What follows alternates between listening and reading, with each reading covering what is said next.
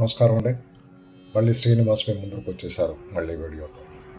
ఈరోజు మనము ఒక ముఖ్య గ్రంథం గురించి మాట్లాడుకుందామండి. మొదటి ప్రార్థనతో శుక్లాం భరధరం విష్ణుం శశివర్ణం చతుర్భుజం ప్రసన్నవదనం ధ్యాయేత్ సర్వ విఘ్నోపశాంతయే. గురు బ్రహ్మ గురు విష్ణు గురుదేవో మహేశ్వర గురు సాక్షాత్ పరం బ్రహ్మ తస్మై శ్రీ గురవే నమః.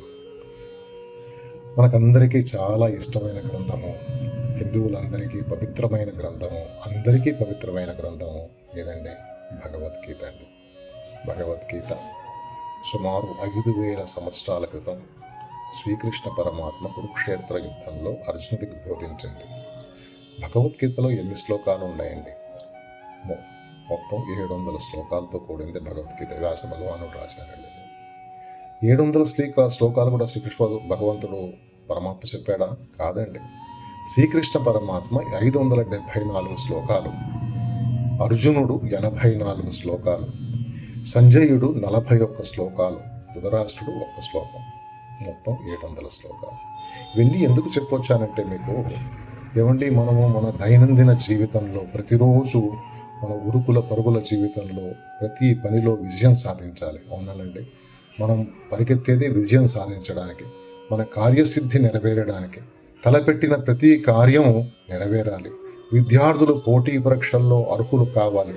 వీటన్నిటికీ మన కృషి చాలా అవసరం అండి. మన కృషి లేనిదే కాదు. మన కృషితో పాటు భగవంతుడి అనుగ్రహం చాలా ముఖ్యమండి. భగవంతుడి కృపా కటాక్షాలు మన మీద ఉండాలంటే ఏం చేయాలంటే భగవంతుడిని స్మరించాలి కదండి, పూజించాలి కదండి. నేను పూజ అంటే గంటలు గంటలు చేయమంటలేదండి. ఒకటి చెప్తాను మీకు. భగవద్గీతలో 18వ అధ్యాయంలో 78వ శ్లోకం, ఇది ఆఖరి శ్లోకం అండి. సంజయుడు ఈ శ్లోకాన్ని చెప్పి ముగించాడండి.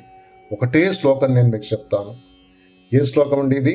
ఎత్ర యోగేశ్వర కృష్ణో ఎత్ర పార్థో ధనుర్ధరః తత్ర శ్రీ విజయోర్భూతి ధ్రువాని తిరుమమా. ఈ శ్లోకం చాలా ఈజీ అండి. ఈ శ్లోకం దీని అర్థం ఏంటండి? ఎచ్చట యోగేశ్వరుడు శ్రీకృష్ణుడు, ధనుర్ధారియగు అర్జునుడు ఉంటారో అక్కడ సంపద, ఐశ్వర్యము, విజయము, దృఢనీతి ఎప్పటికీ నిలిచి ఉంటాయని సంజయుడు చెప్పాడండి.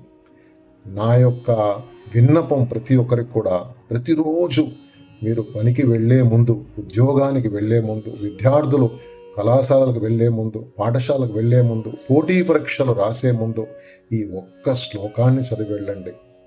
నా విన్నపం. ఈ ఫొటోస్ మనకి మార్కెట్లో దొరుకుతాయండి. శ్రీకృష్ణ పరమాత్మ రథసారథి ఉంటాడు, అర్జునుడు విల్లంబులు ధరించి వెనకాల ఉంటాడు, గుర్రంతో కూడిన రథం ఉంటుందండి. చాలా దొరుకుతాయి మనకి. ఈ ఫోటో మన ఇంట్లో పెట్టుకొని మనం వెళ్ళే ముందు ఒక్కసారి దీనికి దండం పెట్టుకొని ఈ శ్లోకాన్ని ఒక్కసారి మననం చేసుకుని వెళ్దామండి. ఒక్కసారి మళ్ళీ శ్లోకం చదువుతానండి. ఎత్ర యోగేశ్వర కృష్ణో ఎత్ర పార్థో ధనుర్ధరః తత్ర శ్రీ విజయో భూతిర్ ధ్రువా నీ తిరుమమా.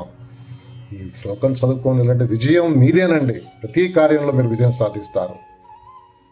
సరేనా అండి? శ్రీకృష్ణ పరబ్రహ్మణే నమః.